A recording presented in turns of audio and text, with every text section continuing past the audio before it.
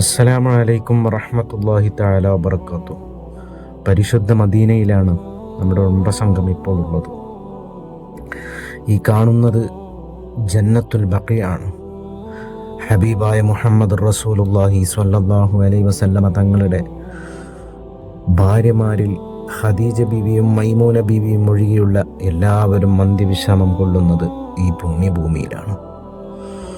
അതുപോലെ തന്നെ നമുക്കിവിടെ കാണാൻ കഴിയും ഈ കാണുന്ന കെട്ട്. ഈ കെട്ടിലാണ് ബഹുമാനപ്പെട്ട സയ്യിദുന ഉസ്മാൻ ബിൻ അഫ്ഫാൻ റളിയല്ലാഹു അൻഹു അന്ത്യവിശ്രമം കൊള്ളുന്നത്. നമ്മുടെ നേരെ മുൻഭാഗത്തായി കാണുന്ന ഈ പർവ്വതമാണ് സ്വർഗത്തിൻ്റെ പർവ്വതമെന്ന, ഞാൻ ഉഹദിനെ സ്നേഹിക്കുന്നു, ഉഹദ് എന്നെയും സ്നേഹിക്കുന്നുവെന്ന് നബി സല്ലല്ലാഹു അലൈഹി വസല്ലമ തങ്ങൾ പറഞ്ഞ ഷറഫാക്കപ്പെട്ട ഉഹദ് മല. എല്ലാം കൊണ്ടും പവിത്രമായ മണ്ണ്. ആരെങ്കിലും മരണം ആഗ്രഹിക്കുന്നുവെങ്കിൽ, ഒരു സ്ഥലം ആഗ്രഹിക്കുന്നുവെങ്കിൽ ഫല്യമുത്തു ഫിൽ മദീന എന്ന് ഹബീബായ മുഹമ്മദ് റസൂലുള്ളാഹി സ്വല്ലല്ലാഹു അലൈഹി വസല്ലമ പറഞ്ഞ ജന്നത്തുൽ ബഖീഅ, മദീനയിലെ ജന്നത്തുൽ ബഖീഅ. ഈ ജന്നത്തുൽ ബഖീഅയിൽ നമ്മുടെ നാട്ടുകാരിൽ എത്രയോ പേര് ഭാഗ്യവാന്മാർ ഇവിടെ കിടക്കുന്നുണ്ട്.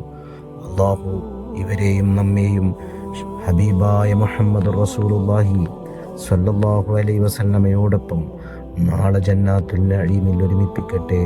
ആമീൻ ബിറഹ്മതിക യാ അർഹമർ റഹീമീൻ.